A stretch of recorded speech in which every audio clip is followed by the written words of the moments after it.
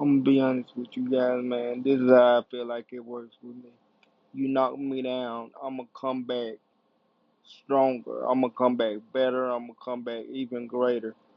I'm gonna come back even hungrier and even more determined to prove myself and find what I need to do because I don't like failure and I don't like staying in failure. I like succeeding. I like winning. I like being, happy. And whatever I do fail at or if I do miss, I feel like I got the type of soul where I'm always gonna bounce back and I'm gonna come back and be greater than whenever I left. That's just me and that's just how I work.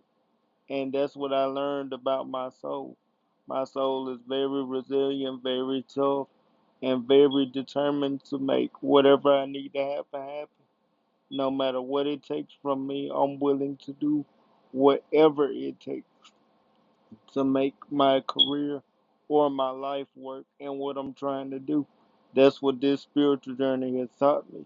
You have to be willing to unleash all your old boundaries or whatever held you back, and you have to be open to whatever God wants you to say, whatever God wants you to do, whatever God wants you to become to be that person.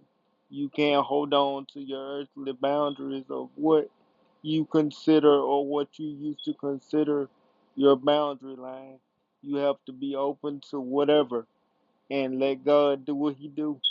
Let Him take you and transform you. But you can't hold on to any of your earthly ways of thinking or earthly ways of being when it comes to your spiritual journey. You have to be open to whatever God want to put on your heart to say and do. You can't be like, I can't say that, or I won't do that because of this. I won't do that because of that. You have to be open and willing to do whatever God wants you to do. And once you open your mind to doing that and you let go of your way of earthly thinking, you can unlock a whole nother world of what you can do spiritually and physically. It's the most magical, amazing spiritual ride that the world will ever see. But you have to let go of your earthly feelings and your earthly attachments to what human beings tell you you're capable of and what you thought you could do and what you thought your life would be on earth and your earthly beliefs. You have to be willing to do whatever it takes to make it. And that's what my soul has taught me.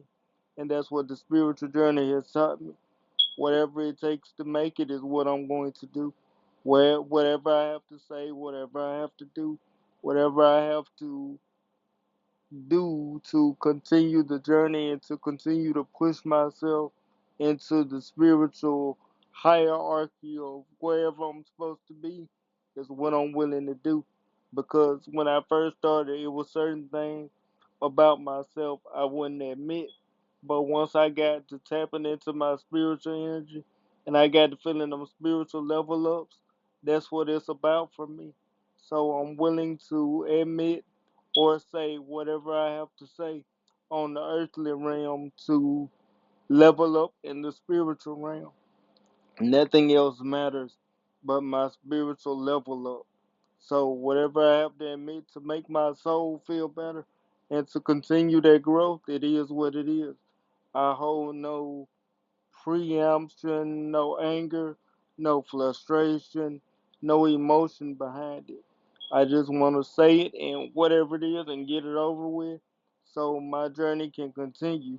That's all I care about. It doesn't matter the feelings behind it. That's what people have to let go. You have to let go of the emotion behind certain stuff that happened to you. And that's one of the things I had to learn. Like you have to let go of that earthly emotion and admit right is right and wrong is wrong.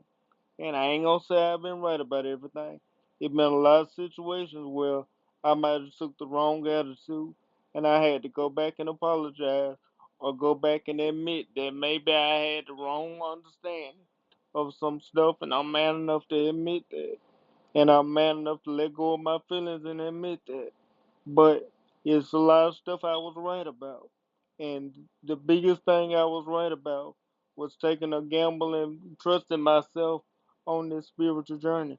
And honestly, I don't feel like nobody can mess with me when it comes to this spiritual stuff. I feel like I'm the greatest spiritualist to ever exist. I'm the greatest spiritualist that God ever made. And I honestly believe that. And I hold that to my heart.